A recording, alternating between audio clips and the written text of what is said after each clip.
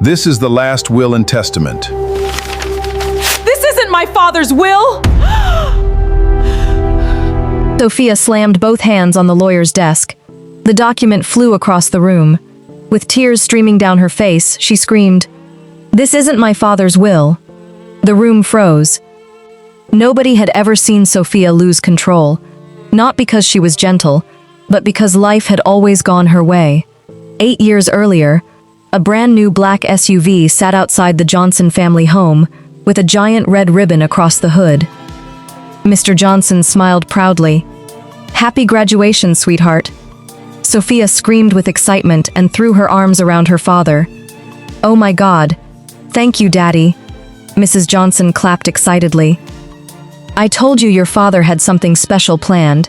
Behind them, Naomi stood quietly holding a small gift bag.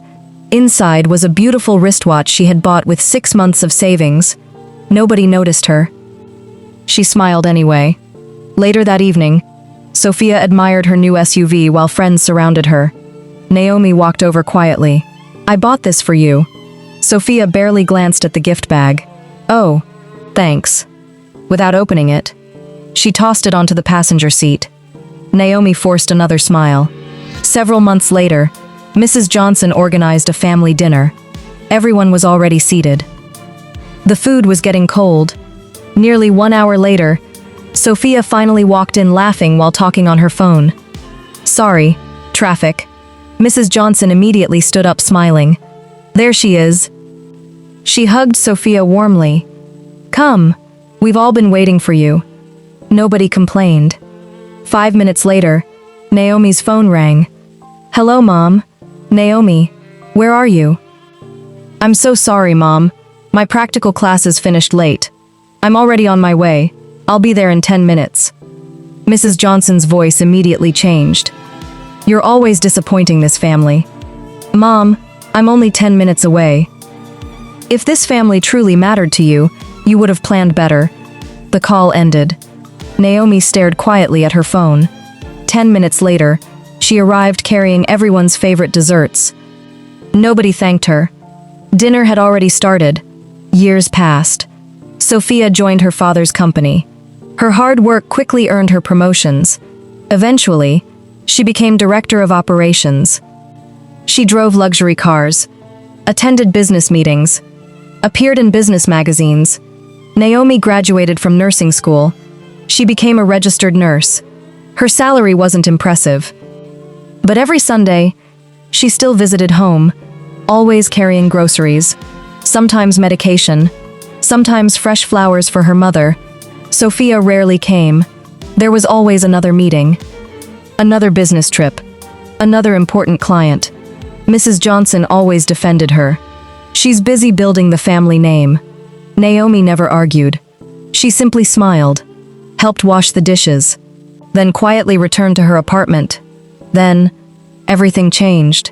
One afternoon, Mr. Johnson suddenly collapsed during a board meeting. A severe stroke. Weeks later, he returned home, but life was no longer the same. The once powerful businessman now depended on a wheelchair. Mrs. Johnson became his full-time caregiver. Every morning she helped him bathe, prepared his meals, gave him his medication. But caring for him every day slowly exhausted her. Every evening, just after finishing her nursing shift, Naomi stopped by the house, still wearing her hospital uniform. Without resting, she helped her father eat dinner, checked his blood pressure, adjusted his wheelchair, made sure he took every medication. Then she sat beside him. "Dad, should we read today's Bible chapter?" Mr. Johnson smiled. "I've been waiting for you." Together they read. Together they prayed. Only then would Naomi return to her apartment. Every single evening, she came back. Mr. Johnson noticed. He never said a word. Sophia almost never came. Whenever Mrs. Johnson called, the answer was always the same. "I'm busy, Mom." "Tell Dad I'll come tomorrow."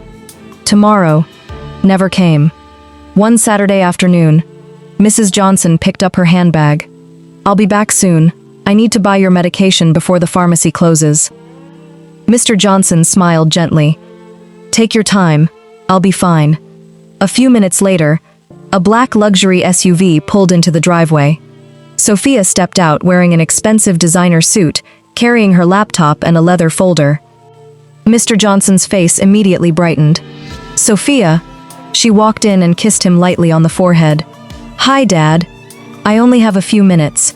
I need your signature on these company documents. Mr. Johnson looked at the documents. Then he looked back at his daughter. So, that's why you came? Sophia smiled awkwardly. Dad, the board can't move forward without your approval, without saying another word. Mr. Johnson signed every page. Sophia carefully placed the documents back into her folder. She picked up her handbag. I have to go now. Just as she reached the door, Mr. Johnson called softly. Sophia, she stopped. Could you stay with me for just 1 hour until your mother gets back? Silence. Sophia slowly looked at the watch on her wrist. Dad, I really can't. I have another meeting. She opened the door, walked outside, and drove away. The house became quiet. Mr. Johnson slowly lowered his head. For the first time, a tear rolled down his cheek. 5 minutes later, the front door opened again. Naomi walked in, still wearing her nursing uniform. She carried a flask in one hand and a small paper bag in the other. Dad, I came straight from work. She placed the flask on the table. I made your favorite vegetable soup before leaving this morning. Then she looked closely at his face. Dad, are you crying? Mr. Johnson quickly wiped his eyes. He forced a smile. No, my daughter. Come, sit with me. Naomi smiled, which she pulled a chair beside him. Without asking another question, she simply sat beside her father. Later that night, after Naomi had gone home, Mr. Johnson quietly picked up his phone. Good evening, counselor. I'd like to make one final change to my will. I've made my decision. 3 months later, Mr. Johnson peacefully passed away in his sleep. The funeral came and went. 1 week later, the family gathered inside the lawyer's office. Everyone believed Sophia would inherit everything. After all, she had always been treated like the favorite daughter. The lawyer adjusted his glasses. Mr. Johnson's last will and testament. He began reading. To my eldest daughter, Sophia. Sophia smiled confidently. I leave my personal wristwatch. Her smile disappeared.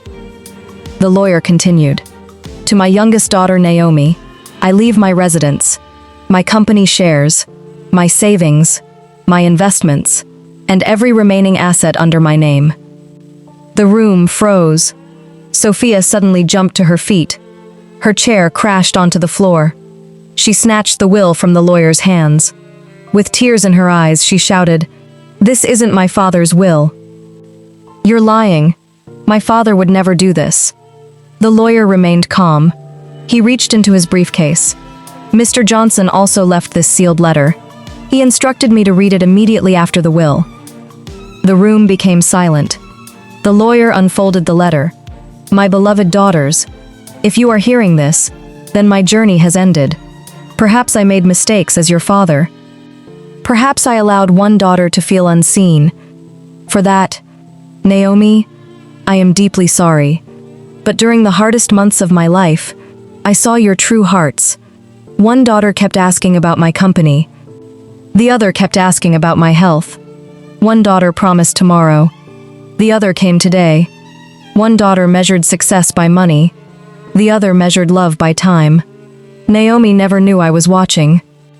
She simply loved her father. That is why I have trusted everything I built into her hands. Sophia, I pray you discover that success means very little if the people who love you feel forgotten. The lawyer folded the letter. Nobody spoke. Tears rolled down Sophia's face. Her voice trembled. I thought making him proud meant growing his company. Naomi slowly walked toward her. She gently held Sophia's hands. I spent my whole life wishing Dad loved me the way he loved you. I never knew. He was watching both of us. Sophia broke down completely. I'm sorry. I chose work.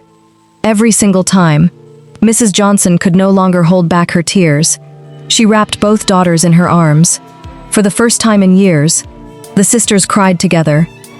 Not because of money, not because of the inheritance, but because they finally understood what their father had been trying to teach them. Sometimes, the greatest inheritance a parent leaves behind isn't money. It's the lesson we finally understand after they're gone. If this story touched your heart, don't forget to like, subscribe, and turn on the notification bell so you never miss another unforgettable story from Heartverse TV. And tell us in the comments, did Mr. Johnson make the right decision by leaving everything to Naomi? Or should he have divided his estate equally? We'd love to hear your thoughts. Some stories are watched, others are felt. Welcome to Heartverse TV.